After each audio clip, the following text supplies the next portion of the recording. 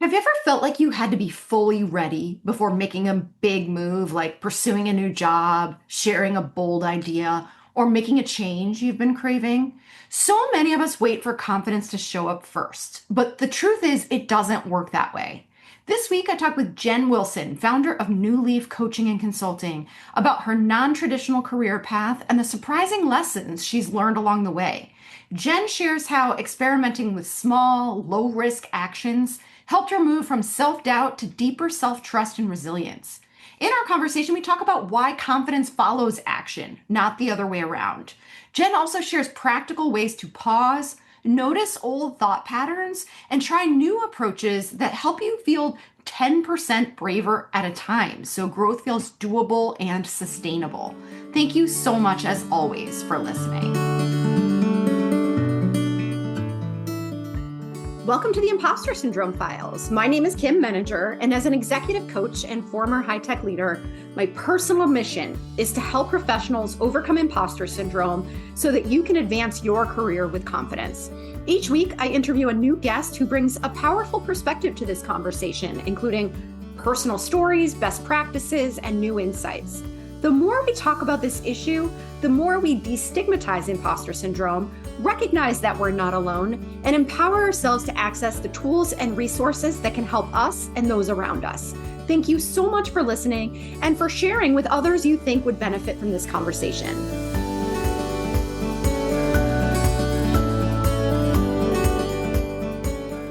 Welcome, Jen. It's so great to have you here, and I'm excited to get started. I'd love to start by inviting you to share a little bit about your background with us. Thanks, Kim. I'm really happy to be here with you as well and with all of your listeners. So my career has been a zigzag, zigzag, zigzag, not a straight line of any kind of way. And I never could have predicted the twists and turns that it's taken. My careers began, I got a master's in counseling straight out of college when I was young and wasn't sure what I wanted to do. But I discovered in graduate school that I loved teenagers. And that came as a shock to me because I didn't necessarily like teenagers very much. And I had just recently been one.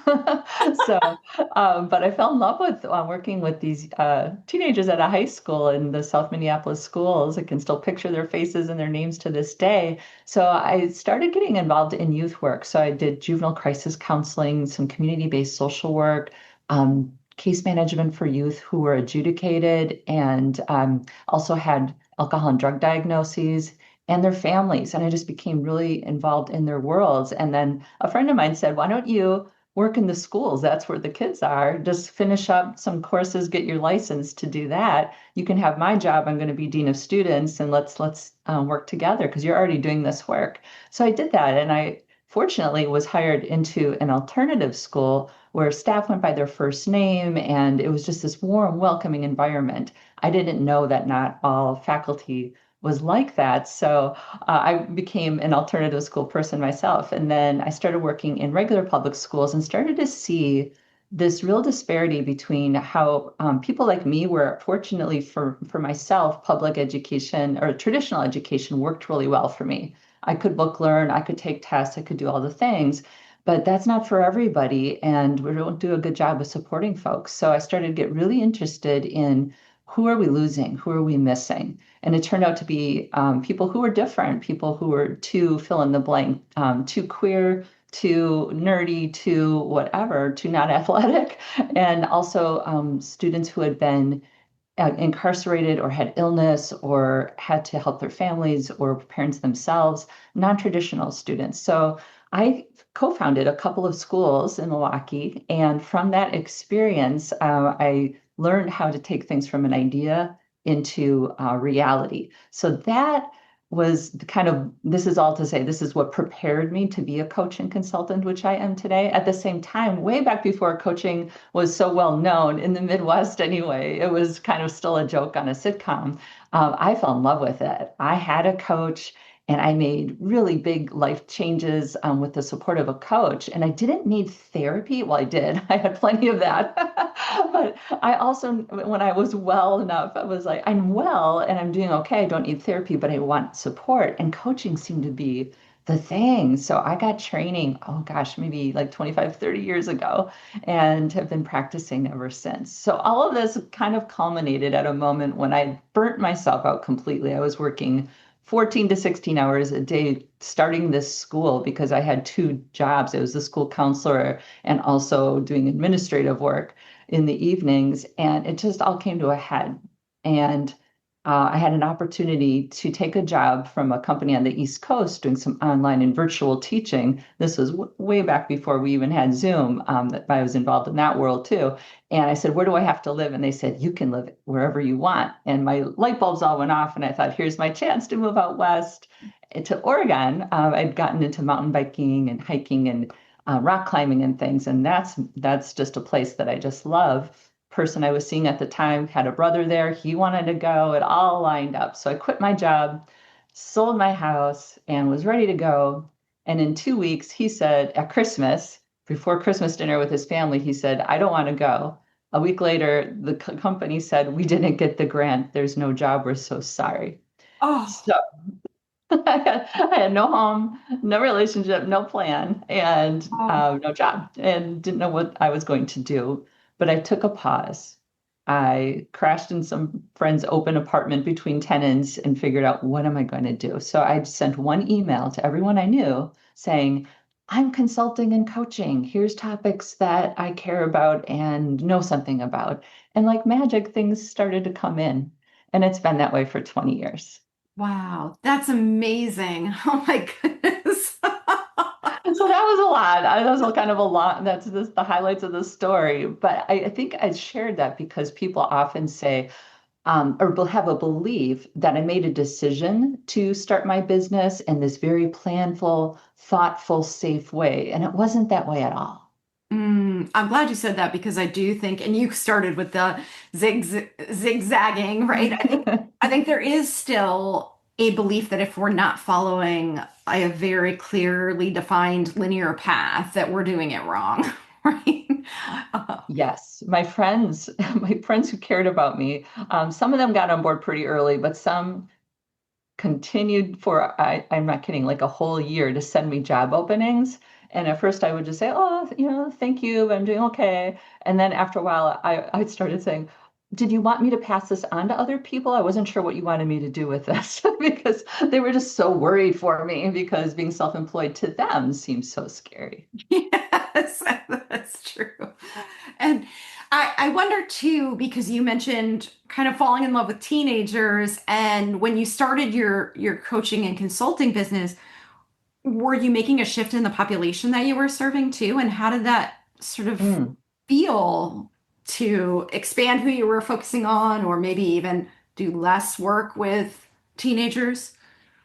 Oh, that's such a great question. So at the beginning, in the first few years, one of the schools that I helped start, I saved one of the best jobs for myself. So I led experiential education trips. So I was taking young people from the city out to see the stars in the night sky in a place where there was no light, teaching them to cross country ski and paddle and camp and canoe because nature and being out in it is everyone's birthright. Mm. And unfortunately, a lot of people, especially Black and Brown people, don't feel welcome or safe in a lot of our natural areas in Wisconsin in particular. Maybe that's true everywhere. Um, so it was a social justice issue for me. So that social justice is kind of at the heart of everything that I was doing. So when I was doing direct counseling with students, I felt I was having an impact for sure, but I started getting interested in doing systems work. Like we don't have a young person problem, we have an adult made system problem, I think. So I thought, well, that's where I can make young people's lives better on a larger scale. So that's where the school development came in. And through that process, I started working with other groups of educators around the state who were interested in starting schools that did things differently as well. So that was part of my consulting started out in the K-12 world and also continuing to work some with teenagers through this program that I'd created. But over time, we had some political shifts in Wisconsin, and public education took a real hit with Act 10 during Scott Walker's tenure. And I began to see that I could not be as effective as I used to be there. And I shifted over to working with nonprofits. So that's my current focus and has been for the last uh, 15 years, I would say, is working with organizations that have missions to make life better for everyone in an equitable way. So, what do you see as the challenges that are kind of most prominent or top of mind with people that you're working with? What do they come to you for? What are you helping them to address? I love that question.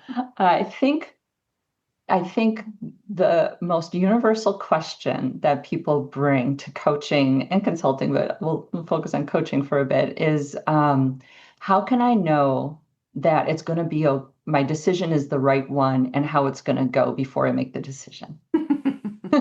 Only we And can this, do that, right?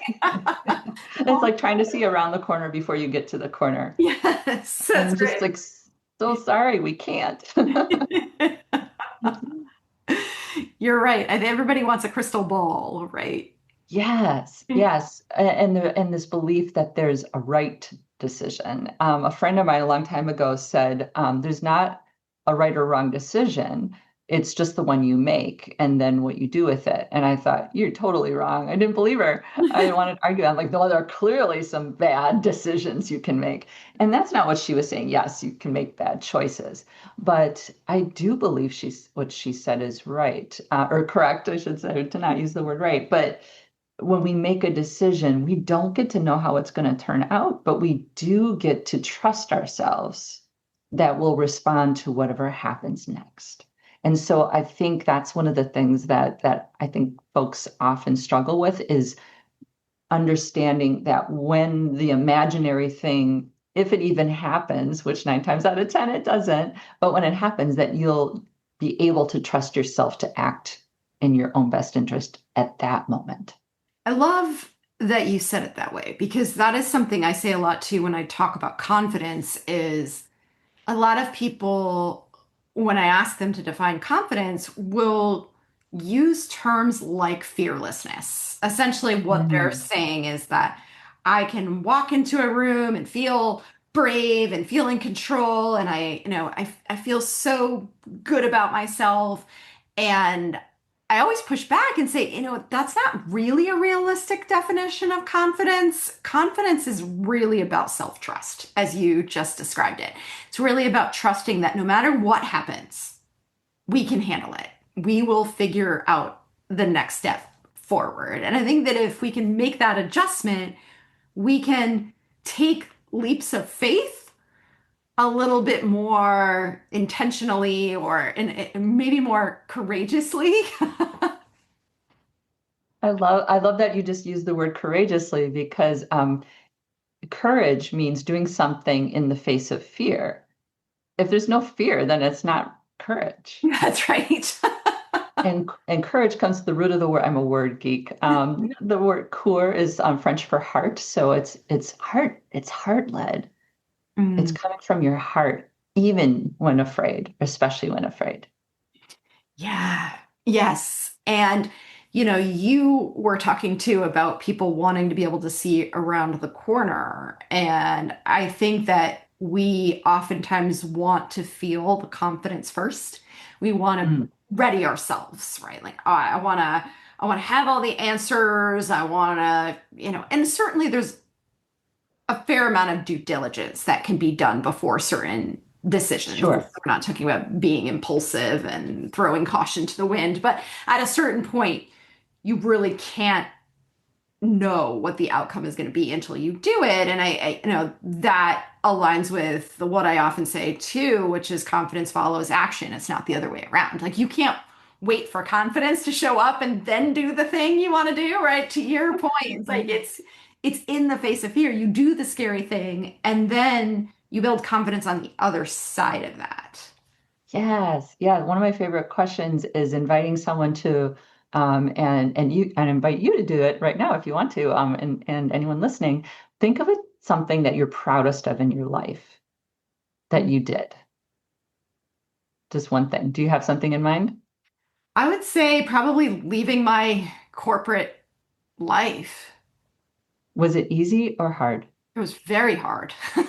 Yeah. So never have I asked that question and had anyone say, I'm proud of this, and then that it was easy. Mm, Never. I yeah. suppose it's possible, but usually, almost all the time, in my experience, people say something that was hard and scary, and so that proves, kind of supports your point of saying that the confidence follows taking the action. Like, Mm. wow, I did that, even though I was afraid. Not, I'm not afraid, I'll do that. Exactly, exactly. Yeah. And I want to bring imposter syndrome into the conversation because I want to Yeah. understand how it shows up in the work that you do. Is this something that you see often? Where do you see it? It is rare for me to have a coaching client in particular who doesn't at some point use those words. Mm. In fact, someone just did last week. Two people did last week. So people use these words to describe a set of feelings of um, some common thoughts are, I'm in over my head, or they're going to find out I don't actually know everything that they think I know, or I thought I could handle this, but now I'm not sure. Or at some point, somebody's going to discover that I'm just kind of making things up as I go. And I believe that, yeah, all of that's true for all of us. And then we often kind of project on other people that they know what they're doing, even though I don't. And that comparison, I kind of call it junior high syndrome. Feeling very self-conscious, and like one day I lived out in the country, so I had to get dressed for school in the dark, and I got to school and I looked down. I had a black sock and a navy sock on. And I know the kids these days mismatch their socks on purpose and it's cool. Back then I was mortified. I don't think I learned all day because I was just like, someone's going to notice my socks. And that level of self-consciousness is part of imposter syndrome, I think. And I think when we can relax in that trust, if you think about a time when you're like the most at ease, hanging out with friends, laughing, you're probably in that moment not feeling self-conscious. So that letting go of ego and focus on like how am I appearing and looking and trying to manage that and self-trust, which then lets you enter flow and a different state of being that people can feel around you is part of that shift from imposter syndrome to confidence, I think. Yeah, and I often encourage people to think about what is the difference, as you're describing, between the situation where you feel completely relaxed, you're not self-conscious, you are just yourself and things are going really well, and those moments when those thoughts start to creep in and you start to get really anxious and really think about like what are the underpinnings of those situations because the better you understand what the components are, the better you can prepare and anticipate what might trigger you in the future. And also, are there ways in which you may be able to recreate some of the positive conditions that appear when you are feeling more relaxed? Yeah, I love that idea of anticipating, of being like a social scientist, imagining, sitting there with your field notes and observing yourself like a scientist would, saying, what are the conditions? What's happening? And getting really curious and getting to know yourself at that level.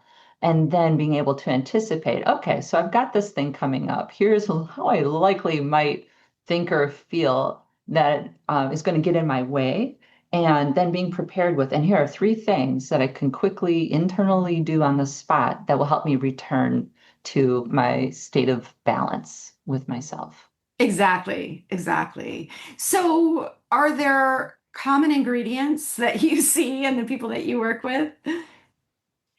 For Uh, common ingredients about, Common ingredients that lead them to feel this way, to struggle with imposter syndrome? oh, for the struggle part, yeah. I think sometimes for a lot of people, it's these feelings are old. They're not brand new. They didn't just like pop up at the promotion time. That there are mentors of mine, Robert Gass and Judith and Sarah, have this metaphor that I just love. If you've ever been cross-country skiing, Nordic skiing, there's a machine that makes tracks in the snow that you can glide along in really easily, and your skis fit in it and they take you a certain way. But if you step out of those tracks into the snow and forge your own trail, it's hard going. So our neural pathways can be like that. Like if we associate certain experiences and ideas with an emotion, for example, like if someone criticizes us, we feel shame. Boom, those are connected. And the more that that's repeated, the stronger that track gets carved in the snow. And the idea of shifting out of those tracks and making new connections is something that I think people really do well when they begin to see, like, oh, there's an automaticity to these self-doubts and thoughts, and they're not real. They're based on connections that were made some other place and time that aren't even about now. So beginning to become aware of that pause between something happening in the world and the space we have between that and our response or reaction, we can react reflexively, or we can pause and become aware of our own thinking enough to know that there even is a space there, and to think something new and practice that over and over. I'm so glad you brought that up because I am a big proponent of the pause button, right? Yeah. What you're saying too is really important about this not being necessarily a new thought, but one that has been with us for a long time. And I think that because we're creatures of habit and we're very overstimulated in other aspects of our lives, we're not necessarily slowing down long enough to examine what am I actually telling myself in these moments? What's the story I'm telling myself? And where is this coming from? And does it serve me? Right? Because I do think that a lot of this is rooted in early childhood when we don't have the sophistication to be able to process information or feedback in the same way that we do as adults, that, we have a far less power and agency over our own lives. And so we feel a lot more anxious. We use different coping mechanisms to navigate our lives.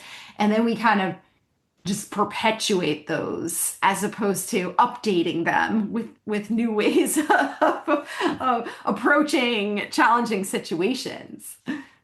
Yeah, I love that word updating. I often say, I'm Jen 5.6. You know, um, and so you mentioned pausing and taking time. So in the book I wrote, Waking Up to Your Worth, 10 Touchstones for Overcoming Imposter Syndrome, there is an entire chapter called Making Space. Mm. And it's something that is not rewarded currently in our US culture. In fact, I wrote a blog post called Busy is the New Fine. How are you? I'm busy, so busy. And it's almost like, I was up till 11, I did the baking, and then I did this, and I drove carpool, and I've got 10 reports, and we're almost like bragging. Yeah. And Mhm. what are we bragging about? What's the prize? So I have developed a reputation among my friends and colleagues as a person who lives in balance, and so I need to continually practice that in order to be integrity with myself, and for that to be true. So I think making that space is where we begin to even understand that we can listen to that voice in our quiet voice that knows and knows it knows within us. But pausing and not being busy can sometimes lead to actually feeling, Mhm. and that might be uncomfortable. My belief is that a lot of our busyness is to distract ourselves from feeling discomfort or pain. And questioning our thoughts can be uncomfortable or painful.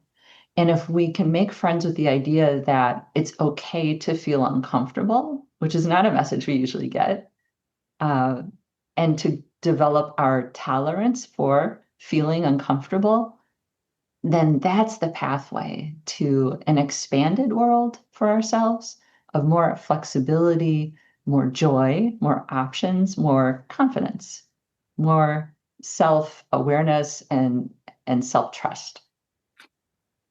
That's so beautifully said. And I wonder too, because you make a really important point that it does generate a lot of discomfort, especially if this isn't something that you have done before, if there is a disconnect, right, between how you want to feel or think and how you're actually feeling or thinking, right? That can create a lot of stress. So, is there anything you'd recommend for kind of getting more comfortable with the uncomfortable? I'm so glad you asked that. I am a big fan, I'm guessing you are too, of small shifts leading to big results. So one thing I often ask in coaching is how could you so you feel this way and you want to feel that way, or like you feel anxious and unsettled and you want to feel more at ease and more confident. How could you feel 10% more at ease? What's one thing that might help you feel 10% more? And usually people have an idea of that. And then, oh, well, actually, this would help me feel a little better. Great. Experiment. So the answer to your question, I think, is experiments. So looking at it that way, okay, the next time this comes up, don't have the expectation that you're just going to not feel those feelings and power through and just be different. That doesn't work. But what if you went in and said, okay, I'm going to feel, the anxiety or whatever, but I'm going to experiment with trying this thing I thought to do and see if it makes me 10% less anxious. Sometimes you discover it does. Sometimes maybe it didn't. Maybe that wasn't the right thing, but maybe it made you feel 60% better. So looking at it that way as just see what happens, try the thing, see what happens. And eventually people come up with this set of shifts and tools that just like someone learning to play basketball, nobody picks up a basketball and can just dribble well the first time they pick it up. You try it and then you try, oh, if I hold my hand this way, it works a little better. Oh, if I push a little harder, it works a little better. So it's these small shifts that allow us to then get really good at dribbling a ball. And it's the same way with our thoughts. One of my favorite little parables is the Aikido master. A student said, Master, you never lose your balance. And the master says, I lose my balance all the time. I just recover more quickly. Mm. So the goal isn't to get ourselves to a point where we never feel these feelings. Feelings are okay. They come up. It's how we respond to them in ourselves that makes the difference. Yeah, that's really powerful. And I want to go back to the experiment piece too, because I'm a big proponent of this as well. I think it's a really great practice. And I wonder if you think that even adopting the mindset of an experiment makes your relationship to the task a little different, right? Because I think so often, especially those of us who are perfectionists or who, really tie our identities to our performance in some ways, that making mistakes or not having everything fully baked can feel really anxiety provoking, but just the mere notion of it as an experiment kind of creates a little bit of emotional distance between you and what you're doing and might free up some ability to do it a little more lightly. Absolutely. I had this experience with experiment when I was in my late 20s. And I write more about this in much more detail in my book. But briefly, I didn't have a lot of self-esteem for a lot of reasons. I just lacked self-confidence, even though I was doing well to the outside world, performing well at work and all of these things. I felt like I had to change who I was to fit in. I didn't know how to relax and be myself and develop friendships in an authentic way because I was always trying to figure out who someone else wanted me to be and be that way to fit in. And I noticed it wasn't working. It really wasn't helping me win friends. In fact, it was annoying to people. And I started to really see that. And then I was like, what do I do instead? And I had the great fortune of going to a place that called Diana's Grow with mentors of mine, Cynthia Jones and Patricia Storm, and many other people in that community who the first time I went, nobody knew me. So I went to this week-long event out in the woods, and I didn't have the expectations of people saying, this is who Jen is. Jen is this, this, and this, and having to fit those, I relaxed and was a person that was joyful and fun and funny and confident and all of these things. And I decided I am going to make sure I'm going to do everything I can to figure out how to have that person match who I am in my back home life. And so I started with experiments. I started really small, like really small. And I think that's the way to do it. Like when someone said, "Oh, do you want to go to this movie?" In the past, I would just say, sure, because I wanted to be with that person and be their friend. So I'd go to the movie, even if I didn't want to see it. So I started with just saying, I don't think I want to see that movie. What do you think about this one? That sounds so small, but to me, it was like terrifying. It really was. And then someone said, oh, yeah, that sounds fine. And we went, and nothing bad happened. Or maybe they said, I don't really want to see that one, but how about this one? And it just worked. It worked its way out. And when I started having opinions and expressing them and being myself versus being who I thought someone wanted me to be, my relationships all shifted and changed and grew and deepened. So that's my lived experience with experimentation and how important it was to me to make small shifts that had such big impact. I love that on so many levels because I think I can totally relate to exactly what you described, having moved every couple of years when I was a kid. So I always felt like the new kid who was trying to fit in and always aim to please and trying to read the room and see what are the expected behaviors and often miscalculating because people don't necessarily want a friend who always says yes to whatever they want, right? And just as you're Yeah. describing, you kind of lose yourself in the process. But also to the level of experimentation that you're talking about is it's so small but so powerful that it's easy enough, and I get that easy is a relative term, but easy enough for us to find ways to do that in the course of our everyday work lives, personal lives, and really start to notice some shifts. It goes back to the whole idea of, confidence follows action, right? That when you realized that the whole world wasn't going to collapse when you proposed a different movie, right? Yeah. Your brain updates accordingly, and now the next time that happens, it's not as scary as it used to be. Right, those new tracks are being laid in the snow. Those new neural connections of thinking and feeling are being made. So how this translates, I think, to people's careers in the workplace. Right now, I have a client who's experimenting with not going into a meeting assuming the worst and armoring up, but to go in with a more relaxed mindset, 10% more relaxed. 10% less armored up, just to see if anything bad happens. So it's not, like you said before so beautifully, that it's not about the performance. He's not going to reflect on how well did I do? It's what happened. So it's about what's happening and noticing versus grading the performance. And I Mm, think that's really important part of experimentation too. yes, I love this so much. And I feel like it's very practical and something that, again, anybody can try out. Gosh, in the interest of time, I feel like I could go on and on with you, Jen, but because Oh, we're same. being short on time, you've mentioned your book a couple times, and I want to make sure that people who want more of what we're talking about know where to find you and anywhere else that you want to point people to. For people listening, where can they find you and your book?